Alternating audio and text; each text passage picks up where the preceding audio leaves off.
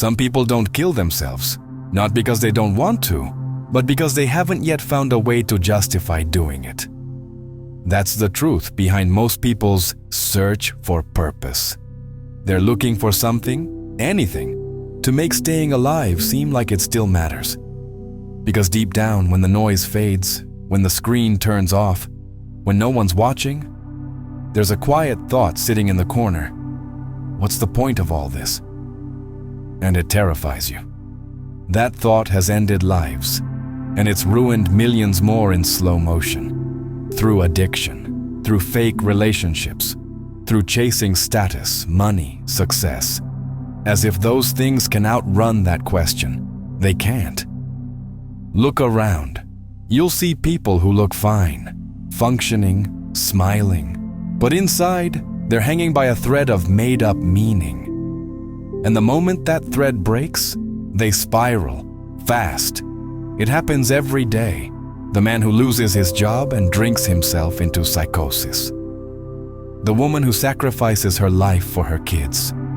Then they grow up, and she realizes she doesn't know who she is anymore. The soldier who comes home from war and can't find anything that feels real. Because without the mission, the chaos is too loud. Purpose isn't some holy revelation. It's a defense mechanism, a story you build so you don't go insane. That's what this video is about. Not inspiration, not hope, but the raw truth. We search for meaning to survive our own minds. And the moment we stop searching, reality starts to tear us apart. Keep watching. Because if you're still pretending you don't relate to this, you're lying. And you know it. You don't go insane when life gets hard. You go insane when it stops making sense. That's the real trigger. Not pain, not struggle, not tragedy. It's the feeling that none of it matters. That you're suffering for nothing. That's when the mind starts to break. People think depression is sadness. It's not. It's meaning withdrawal. It's when the story you were telling yourself suddenly falls apart, and you realize you have no replacement. You see it in people who retire early and lose their minds. In parents whose children move out, and they start aging in fast forward. In people who reach every goal and then feel worse than before. Because now there's nothing left to chase, and they're stuck with the truth they've been avoiding. That all along, they weren't running towards something. They were running from the void.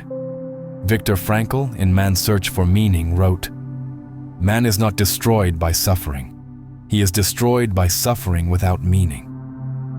That line cuts deeper than most people are ready for, because it implies that the worst thing in life isn't pain, it's pointlessness. That's what really rots us from the inside. When life becomes a series of tasks with no deeper thread. When we're just waking up, performing, scrolling, coping. But there's no why left to hold it all together. And here's where it gets darker. Even fake meaning is better than none. People stay in toxic relationships, abusive jobs, extremist ideologies. Not because they love it, but because those things give them a narrative, a role to play, a reason to act, a fight to stay alive. And without that, they'd fall apart. Psychologists call it existential vacuum. It's a numbness that looks like boredom, but runs much deeper. It doesn't scream, it erodes. Slowly. It's why people develop strange compulsions, why so many turn to religion or conspiracy or chaos. Because emptiness is unbearable, and the human mind will invent something rather than sit in it. As Camus put it, there is but one truly serious philosophical problem, and that is suicide. He didn't mean it flippantly. He meant that once you've stripped away the illusions, that question, why live, is the only one that matters.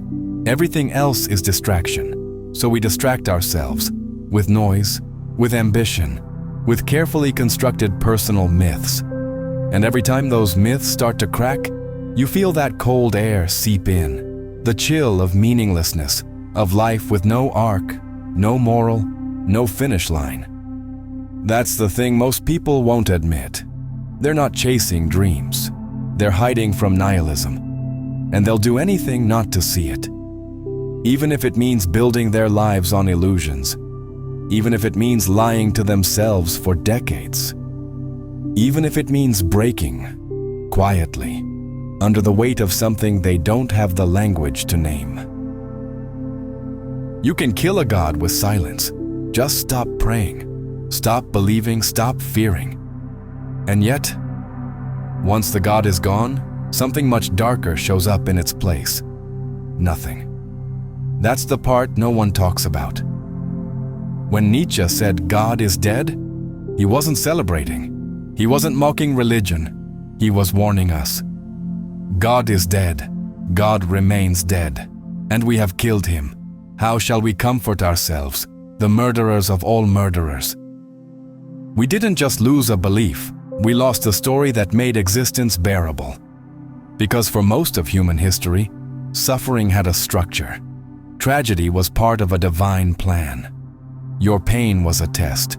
Your death was not the end. You mattered, not because of what you did, but because God saw you. When we removed that structure, we thought we were freeing ourselves. But we forgot that people can't live in free fall. They need ground beneath them, even if it's imaginary. Now we call it freedom. But it's not freedom. It's disorientation. People used to pray for meaning. Now they scroll for it, swipe for it, work 60-hour weeks for it, go viral for it, build identities from scratch because there's no longer a cosmic blueprint to follow. We replaced the divine with dopamine, and we're worse off for it. Modern life is haunted by a strange paradox. We have more choices, more information, more tools, more access, and yet we're spiritually starving. Why? Because meaning doesn't scale. Amazon can't deliver it. AI nem tudja generalni. And science, for all its brilliance, can only tell us how, not why. Once you strip the world of myth, what's left is just atoms, pain, and instinct. And most people are not built to survive on that diet. Religion was more than belief. It was architecture. It told you who you were, why you were here, what suffering meant, and where you were going when it ended. Take that away, and you get exactly what we have now. A generation drowning in anxiety, desperate for identity, seduced by ideologies, addicted to noise, and terrified of silence. Because silence sounds too much like the truth. That maybe no one is watching, no one is listening, and nothing is coming. Some replaced God with the universe. Some replaced him with self-help. Others replaced him with politics. But none of it sticks the same way. Because it's not enough to invent purpose. It has to feel sacred, or it doesn't hold.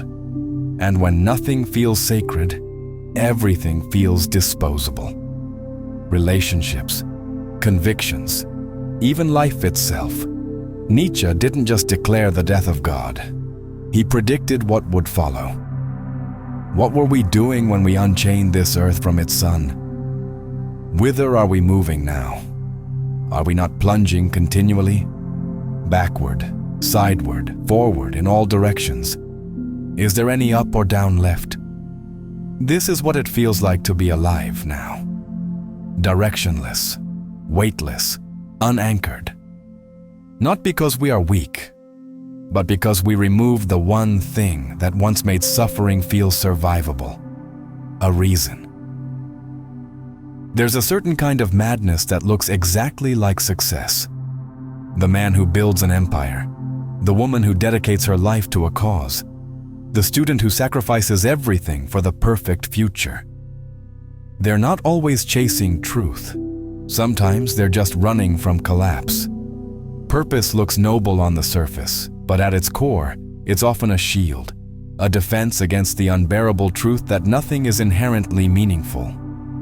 We dress it up, call it passion, destiny, calling. But most of the time, it's just the most convincing lie we could find. Ernest Becker, in The Denial of Death, didn't flinch. Man cannot endure his own littleness unless he can translate it into meaningfulness. That sentence should haunt you. It means we don't want truth.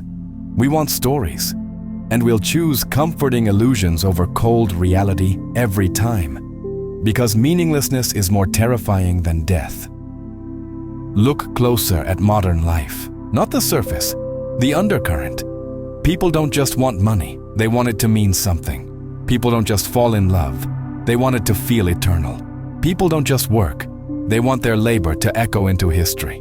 But none of that is guaranteed. None of it is real unless we force it to be. That's the trick. Purpose isn't found, it's manufactured. We construct it with rituals, identities, ideologies, dreams, and then we forget we built it. So it feels real. You don't have to believe in God to believe in purpose. You just need a story convincing enough to keep you from seeing the chaos underneath. For some, it's family. For others, it's justice. For many, it's progress. The illusion that things are going somewhere. But progress is just another myth we invented to silence the terror of circular existence. History doesn't move forward. It loops. Civilizations rise, collapse, repeat. People are born, suffer, die. So we build narratives that make the loop feel like a line. We pretend there's direction, evolution, meaning. And it works until it doesn't. That's why people fall apart when their purpose breaks. Not because they lost something real, but because they lost the one thing holding their reality together. The soldier who returns home and can't function. The athlete who retires and spirals into addiction. The parent whose child grows up and suddenly there's no role left to play. This is why identity is so fragile. Because most of it is constructed around what we do, not who we are without it. Remove the job, the mission, the title, and you're left with the silence you've been avoiding your whole life. Becker called this the immortality project, our desperate attempt to matter, to leave something behind, to be remembered, to defeat death by becoming a symbol. But it's not really about death, it's about meaning. Death is only unbearable when it feels meaningless, and life is only tolerable when it doesn't. There's no shame in constructing purpose. It's what humans do. It's how we stay sane. But call it what it is, a beautiful lie that buys you time. A necessary fiction, an antidote to the void. Just know this, if the story ever stops working, don't mistake that collapse for failure. It's just the scaffolding falling away, revealing the naked truth we all try so hard not to see. Some people survived the Holocaust without losing their minds. Others collapsed in warm homes with full stomachs and working Wi-Fi. The difference wasn't strength. It was meaning. Viktor Frankl understood this better than anyone. He lost everything. His wife, his parents, his freedom, his name. What he didn't lose was his why. Those who have a why to live can bear with almost anyhow. Nietzsche, quoted by Frankl. That line wasn't poetry in the camps, it was oxygen. Meaning, in its rawest form, isn't about joy, it's about endurance. It's what keeps people alive in places designed to break them. It's the thread people hold when there's nothing else left. Frankl noticed something strange inside the concentration camps. It wasn't always the strongest who survived. It was those who still had something, even something tiny, to live for. A memory, a goal, a belief that their suffering meant something. He wrote in Man's Search for Meaning, "Life is never made unbearable by circumstances, but only by lack of meaning and purpose." This isn't motivational fluff. It's a psychological law. When people lose meaning, they lose the capacity to suffer without falling apart. Pain becomes unbearable only when it feels empty. Trauma metastasizes when it's pointless. But if the pain has a role, if it fits into a larger story, the human mind can withstand hell. That's why people survive the death of children by starting foundations. Why addicts stay sober for a cause bigger than themselves. Why those who've been tortured can still speak with calm conviction decades later. It's not about healing, it's about framing. Modern culture treats suffering like a glitch, like something to be fixed, numbed, deleted. But suffering is not a malfunction, it's data. It tells you what matters, what wounds you, what you care about. And when processed through the lens of meaning, not comfort, not distraction, meaning, that suffering becomes something else entirely. Resistance. Frankl developed what he called logotherapy. Not about pleasure, not about power, about meaning as the primary motivation of the human being. He broke it down into 3 paths: creating a work or doing a deed, experiencing something or loving someone, and most profoundly, finding meaning in unavoidable suffering. That last one is the hardest and the most transformative, because it means even when life strips everything from you, you still have one final freedom: to choose your response. Frankl called it the last of the human freedoms. The power to decide, even in chains, what your suffering will mean. That's not just resilience, that's revolt. And in a world where meaning is often treated like a luxury, he showed that it's a weapon. A quiet weapon against despair, against chaos, against annihilation. This isn't about optimism, it's about survival. The people who don't fall apart aren't the ones who have less pain. They're the ones who found a reason to carry it. People don't go mad because life is too cruel. They go mad because they see it too clearly. Clarity isn't peace, it's fire. And most people aren't built to hold it. That's why they hide behind optimism, behind routine, behind meaning. Because the raw version of existence, the version without stories, without symbols, without sedatives, is too much for a conscious mind to bear. David Foster Wallace saw it. The truth will set you free, but not until it is finished with you. He knew that to be fully awake in this world was not liberation. It was agony, a constant awareness of death, absurdity, and isolation, without any divine narrative to soften the blow. That's why he killed himself, not out of weakness, but because he saw everything, and there was nothing left to hide behind. The philosophers we call dark weren't depressed, they were lucid. Cioran said, "It is not worth the bother of killing yourself, since you always kill yourself too late." He wasn't being flippant, he was pointing at the great absurdity. We suffer from the weight of consciousness itself. We wake up, realize there's no script, and must still perform. And somehow, most people manage to keep going. Not because they're enlightened, but because they've dulled the edges of awareness just enough to stay functional. But what happens if you don't dull it? What if you stay awake? What if you refuse to lie to yourself? Refuse to adopt false meaning? Refuse to be pacified by ritual or reward? You start to see the naked machinery. People performing lives they don't believe in. Working jobs they hate to buy things they don't need to distract themselves from a death they can't stop. It's not just bleak, it's obscene. And still, we carry on, because we must. Here's the cruel twist. Even knowing it's all constructed, even facing the absence of ultimate meaning, you still have to choose how to live. And that choice itself becomes your burden. Not because you believe in the outcome, but because there's no one else left to assign it for you. That's what Camus meant when he wrote, "The struggle itself toward the heights is enough to fill a man's heart." He didn't mean hope. He meant revolt. He meant choosing to live with your eyes open, to walk through a meaningless world without sedation. Not because it gets better, but because refusing to flinch is the only dignity left. So no, this isn't a message of hope. Hope is just another sedative.